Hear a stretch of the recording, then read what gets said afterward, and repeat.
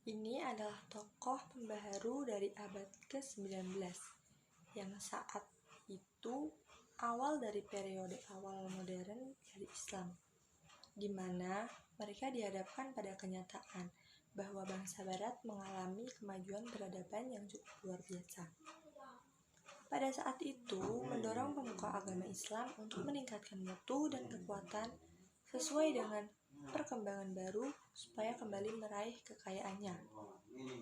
Nah, salah satu tokoh atau sosok penting dalam pembaruan Islam itu adalah Jamaluddin Al-Afghani. Berikut biografi tentang Jamaluddin Al-Afghani. Nama asli Jamaluddin Al-Afghani adalah Sayyid Muhammad bin Safdar Al-Husain. Ia adalah putra dari Sayyid Safdar. Jamaluddin Al-Afghani lahir di Asadabad, dekat Kanar di distrik Kabul, Afghanistan pada 1838 Masehi dan wafat di Istanbul pada 1897 Masehi. Gelar Sayyid pada nama Jamaluddin Al-Afghani menunjukkan bahwa beliau berasal dari keturunan Rasulullah SAW melalui Husain bin Ali bin Abi Thalib.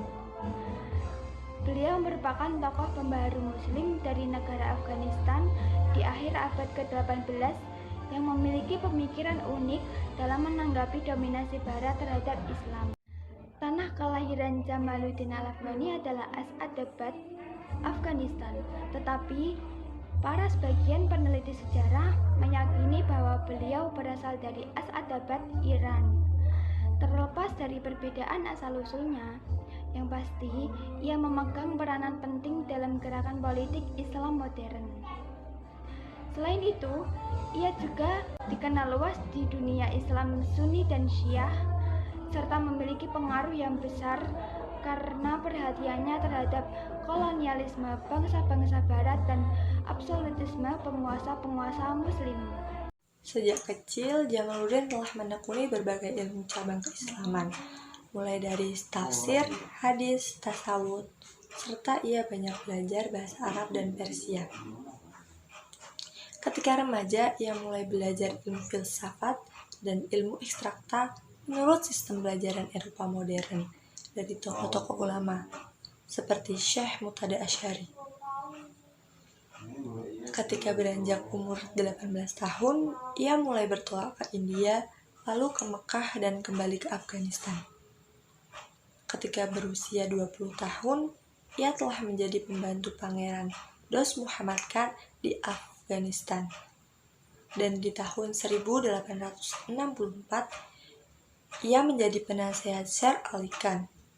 Lalu beberapa tahun kemudian, ia diangkat oleh Muhammad Azam Khan menjadi Perdana Menteri di Afghanistan. Pada masa itu, Inggris telah mencampuri hal-hal politik dalam negeri Afghanistan. Dan dalam pergolakan yang terjadi, ia memilih pihak yang melawan golongan Inggris. Pihak pertama kalah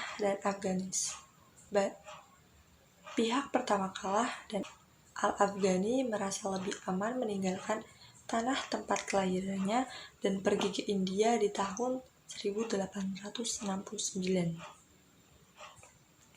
Hal ini dikarenakan Al-Afghani dianggap sebagai tokoh yang sangat berbahaya karena ide-ide pembaruannya yang bisa menjadi pengaruh besar bagi negara itu. Sehingga Jamaluddin memilih bertolak kembali ke India dan Mekah pada tahun 1869 demi pengaruh buruk yang mungkin menimpanya. Perjalanannya ke Mekah untuk kedua kalinya ini menjadi awal dari keterlibatan dalam kegiatan politik Islam internasional.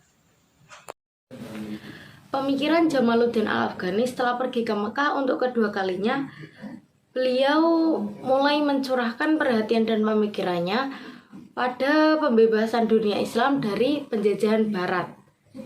Nah, beliau sangat memikirkan dua hal atau dua masalah yang sangat vital, yaitu penetrasi Barat yang masuk ke tubuh Islam dan mundurnya umat Islam.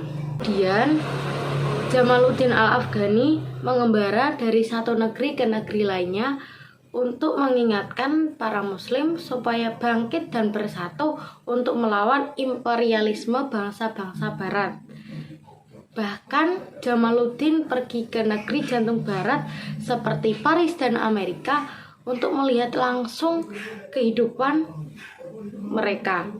Dari pengembaraannya yang luas, wawasannya pun bertambah, sehingga beliau bisa menyimpulkan bahwa penyakit kronis yang menggerogoti umat Islam yaitu absolutisme dan despotisme, yaitu sikap penguasa besar yang keras kepala dan ketergantungan umat Islam dalam peradaban sains, serta rusaknya cara berpikir mereka seperti bid'ah, tahayul, dan khurafat.